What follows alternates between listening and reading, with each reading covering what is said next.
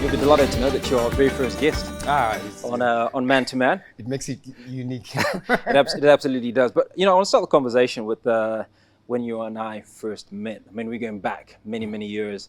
At ZBC, I just been there, I think, a few months when you joined. Yes. I joined in 2000, January 2000. And that was when I went there for attachment under the News and Current Affairs Department. And I used to see you guys doing your bulletins, and we learned a lot from you. Yeah, but it was good. It was good interaction. Remember Dumi Sigogo? Yeah. Remember Moses? Kromo Azake. Yeah. We had a lot of fun. Many conversations, and I think one of the conversations we had was about some of the bloops or blunders that we had. And Mose, I think Mose was the late Gumbo. Yeah. I remember he said that he had a bulletin the one time. And I remember that. Was having a show now. And he dropped his script, and he said, "Ba member da, you remember that? Of course, I remember it. Yeah, so that was amazing, man.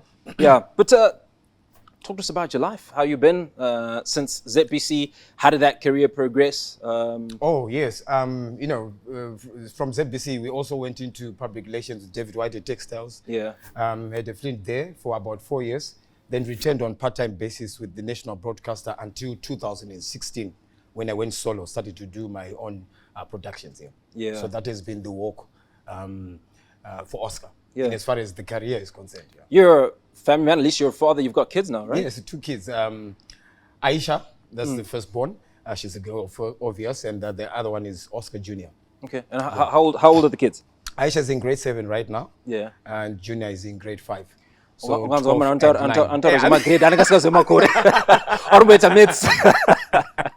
got 12 and 9, yes. Yeah, awesome, man. Now, one of the things that we want to do on Man to Man is break down conversations. The moniker or the motto by which we go is there are many conversations that men should be having, but aren't. In my data,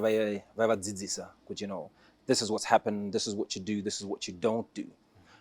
So Man to Man seeks to replicate that in many ways. We want to have the conversations that our fathers didn't have with us, right? The conversations that will guide the youth of tomorrow. Definitely. So we're talking about 16-year-olds that are on the verge of becoming men, right? To the men in their 60s and their late 60s that are saying to us, "Abafan, this is how life is done," right?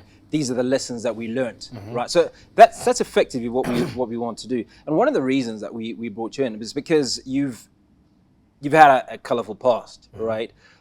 You were imprisoned. You came out of prison. You call that colorful? Okay, you can continue. Yeah. And here you are. Yeah. And you have a moniker by which you go. What do you call it? Restoration, Yes. which is big. It's been big on social media, and it's been accepted by a lot of people, which is incredible, right? And it gives hope. But let's rewind. Yes.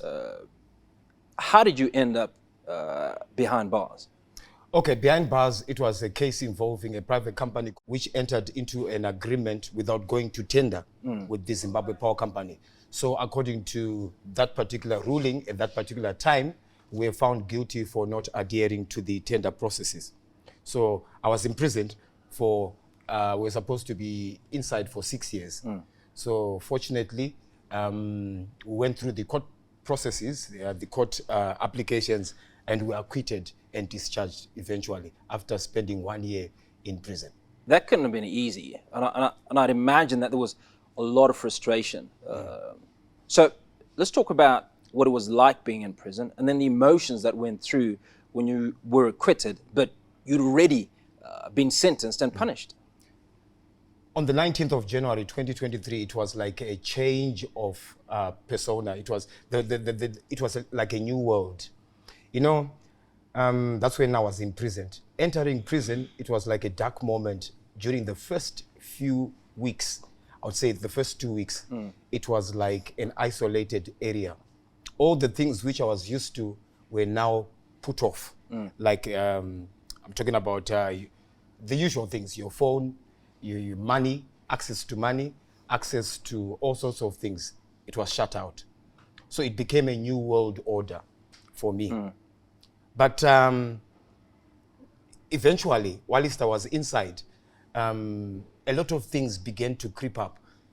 You know, when you interact with a lot of people, remember in prison, it's a community involving people from all walks of life.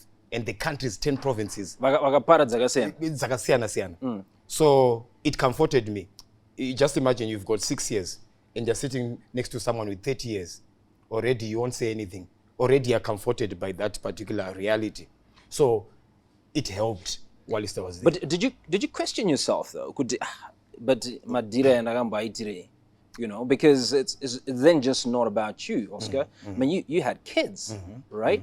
And a wife, presumably, at the time. So what went through your mind? What were the conversations that you had with Junior and your daughter? During that particular period, it was another dark moment, which actually was a catalyst in my breakdown. I was going through a divorce. So during that process, you know, I kept solo. You know, as people who are known, you know, it's very difficult even to tell Hugo that I'm experiencing problems at home. So I kept it to myself. But nobody does this. And I think that speaks to all men. Yes. You know, we should be having conversations as brothers. Saka the fear of kusekwa, the fear of what the next person would say made me live a solitude type of life. And guess what? My best friend became the drugs. I fell in love with drugs now to comfort my inner pain. And the particular drug I'm talking about is a very addictive and very dangerous drug, crystal meth, Mutoriro. So you see what's happening? Lack of communication with the other person or talking, unraveling what's coming inside affected me to the extent that I found solace in the drugs. Oscar, hold that thought. You're watching the very first episode of Man to Man. I'm in studio with Oscar Pambuka, and he's giving us his narrative on his life post-incarceration and how he came out that much stronger on the other side. We're back in a moment.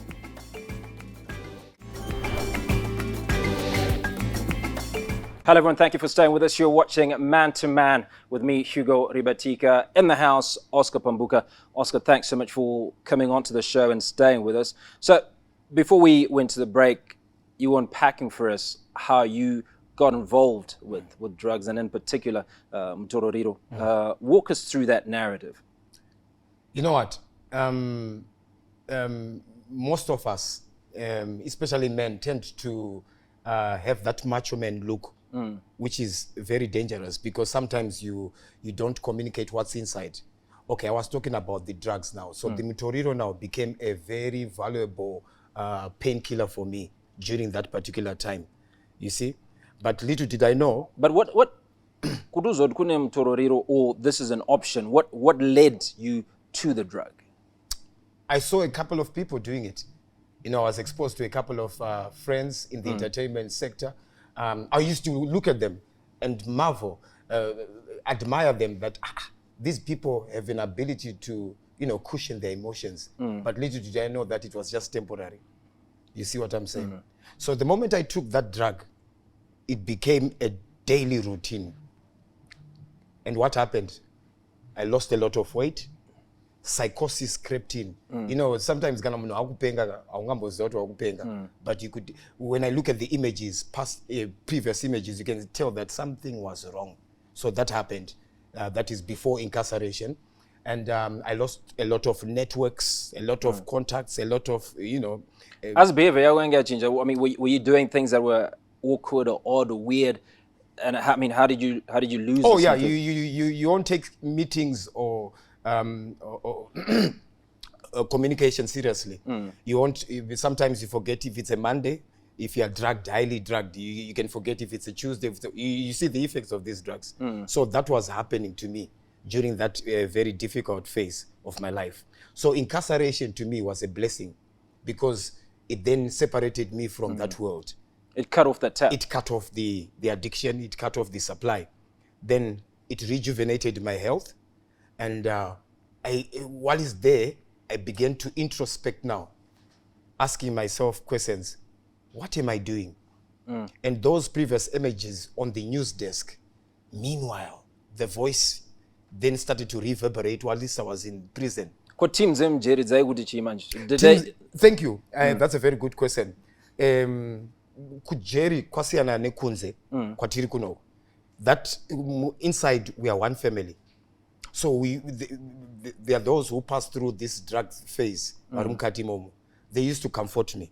Vachiti aiwa kupaparika kwese kwauri kuita uku zvichapera. Kadzungu kese kari kuita kakarupera, because you won't be normal. Even the characteristics of you, the way you, the behavioral patterns. Yeah. Anenge ari too much kuti apa panenge pane influence. So that helped. And the counseling from the prison officers played a fundamental role. So ndosaka vanhu vachiti ku school because Yeah. you are learning, right? Yeah, learning. It's a very powerful learning institution. And it's an open society. Like Harare Central, it's a men's society like what we are doing here. So we are very open. We communicate the inner men. You know, some miss their wives out there. Some miss a lot of things out there. So we will be communicating. It's a very powerful psychological tool. The people there. So what are the biggest lessons that you'd say you learnt while in prison? Because you've come out, you re-imaging yourself. You're talking about the restoration. Restorative obviously speaks to coming from a lower place and going to a higher plane. And that was that something that occurred to you, that you thought about while you were in prison? Definitely. You know, whilst at that school of learning, we are always daily bombarded by the word of God. So I kept myself in the book of Psalms whilst I was at college. And the book of Psalms began to speak to me. When amatero usati wenda ku place? It was like a religious type of nasi Sunday. Yeah. But college now, the revelation began. So voices began to come to me. Look at what you're doing. Look at where you are. I started to question myself.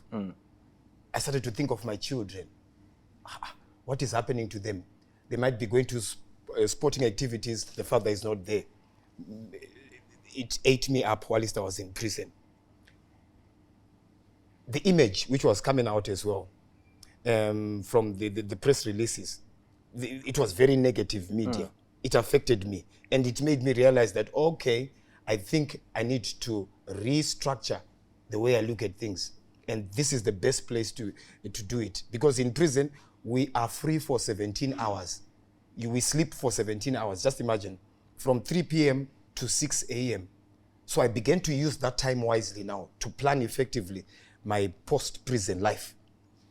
And during that plan, the restoration came to life. So you were obviously thinking 6 years to the day. Yes. Pandozo Buddha. Pandozo This Buddha. is what I'm going to do. You had no idea at that point that you'd only be incarcerated for a year. Imagine. And 90% of the people in there, whether they've got 20 years, they are so hopeful of tomorrow.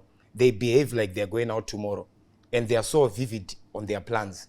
Kuno plano. That is if you see the plans in in prison, it's so amazing. So it's a very powerful ground to reposition yourself, because when you're in there, when you come out, you'll be untouchable. So, you know, it raises the issue, because if you're not related to someone, or if you don't know somebody very well,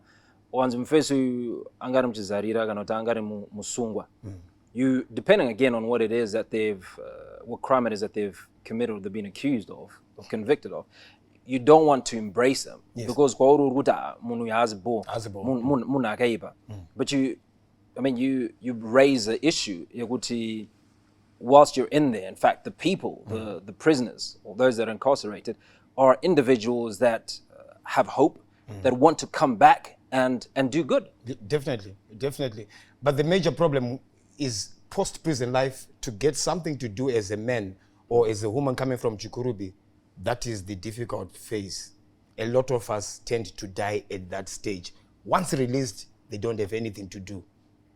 So that cycle should be addressed as a matter of urgency, that it is better if we if we give the prisoners some sort of skills so that they maneuver when they walk out of a prison.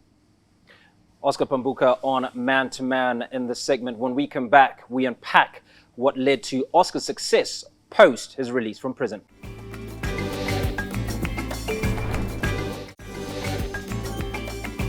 Thank you for staying with us. You're watching Man to Man. Oscar Pambuka in the building and having that conversation about his incarceration and how he came out on the other side a changed man.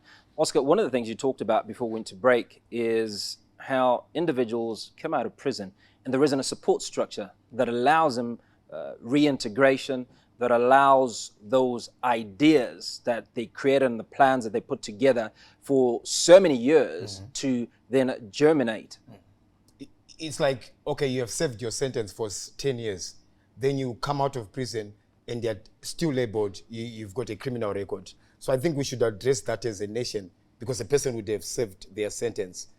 Part of the reintegration efforts, society as well, should not look at prisoners as outcasts as per se, but should look at them as individuals going through a psychological transformation process. Because a person who commits crime is cognitively unstable. So we should address it on that particular level. I'm grateful in my particular case that society embraced me. And it is my dear call that they should also embrace the other inmates dotted across the country's prisons. We're going to come to how society embraced you and how there was a community to support you. And I think you've been very privileged to do that because it's also very difficult. I mean, the issue is stigma. It's stigma. It's not just individuals that are convicted of fraud, but they're also rapists, right? They're murderers. Somebody who stole the life of a loved one. And you want me to take you back. You want me to embrace you. That is not easy. I probably don't want to see you. I would have wanted you to replace the life that you took. So how did you manage coming back into society? Yes, you were found innocent, but you'd spent time in prison. And many people are, as they used to call it,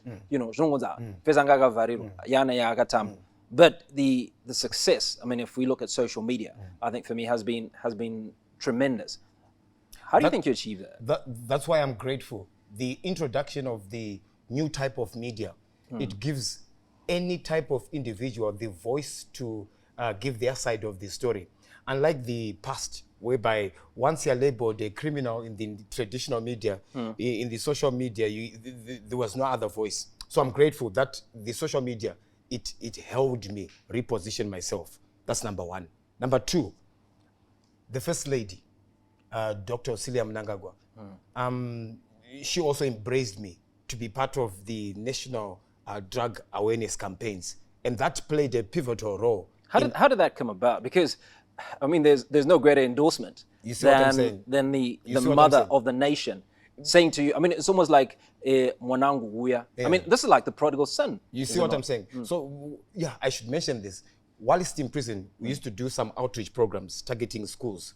So she was monitoring those programs. So the moment I came out, she then directed me to, be part of the national drug campaign. And I must say that we have covered a lot of ground, targeting a lot of youths across the country. And this has been so much powerful because when I speak out there, I'm speaking reality. I'm speaking from a person who has come through the drug thing. And I'm saying to the youths, this is a no-go area because of some of the effects I've encountered. So let's talk about some of those reflections, the redemptive process, what it means to you. And I'd still like for you to talk about the conversation that you had with your kids, right? Before Wendell College, did you sit them down? Did you tell them what was going on? Was it a case of they didn't know? They just told you that? Oh, when I went to the court before I was sentenced, they knew. So they thought Daddy was just going and coming back. But unfortunately, that day, I did not return. So it took time for me to manage that. And we had to tell them that Daddy had gone to some university to do a course. And this kept them alive for the year. Until I returned, then I sat down with them and I began to show them the images. And I started to explain to them what had happened. Did it make them stronger? Did they appreciate it? Did they understand? They appreciated because whilst I was at college, they would hear reports of me in the media and they would see some images whilst I was wearing the orange overalls. And to them, they thought it was like I was doing some adverts, Okay. you know, for the prison. Kokuchikora wanga singasekwera, or that wasn't an issue. And I thank the school for managing it because the teachers did not, they acted like me. You see what I'm saying? They managed the situation. And my kids, during that moment, they've been number one. You see, Wow. during that dark moment. So hearing that they were performing well whilst I'm in college, it played a motivating role. And it kept me forward looking in as far as my vision is concerned, that one day we'll reconnect and definitely we'll achieve our goals. So let's talk about you. I mean, you're out there now. You're doing some incredible things. You've just returned from the United States. Walk us through that journey. What is it that you're doing with your life now? The restoration is not Oscar ordained, you know, it's a godly movement. So the moment I came out, a lot of people came through. Equipment came to me, it was donated to me. Tickets to go all over these places was organized by people who I don't even know. So I'm grateful and I'm very, these are the signs which continuously give me hope that God is involved in this process. So I cannot sit, speak confidently and say, I did this. I'm just reacting to the godly move. How important is it for you in your mind that we have platforms such as Man to Man where men can open up in a safe space, talk about their challenges, almost give words of wisdom or give encouragement to other men that are going through similar challenges, and also to educate the women? You know what? This platform is a very powerful platform because a lot of men out there, they hide the inner men, which is the very dangerous thing. It's very important because if you look at the newspaper reports, most of these cases of domestic violence now, it's now the woman against the man, if you look at it. And most men, because of that macho look, they tend not to communicate. So such platforms are important because they open the discourse in as far as these issues are concerned. Number three, it also positions issues because if you look at it from the past, we're just focusing on the girl child, and such platforms now create the impetus for men to come and share notes on various issues. Indikutoshare nyaya dzedivorce kuti waona dzasingataurike kuti kumba uko kwakaoma asi padare rakadai so zvinoitika. So I salute you. I salute the people behind this because it's a walk in the right direction. Well, we salute you too because it's not easy coming out and opening up, but you've been able to do that, and we appreciate you, brother. We thank you, Hugo, and I salute you as ever. Yeah. That was our first show, and that's where we leave it for today. Oscar Pambuka narrating his walk from talented broadcaster to incarceration and then out again for a restorative process as he goes through the chapters of his life and challenges all of us to be able to do the same. You've been watching Man to Man. I'm Hugo Ribatika. Look forward to the pleasure of your company at the very same time next week. Remember, leave no man behind.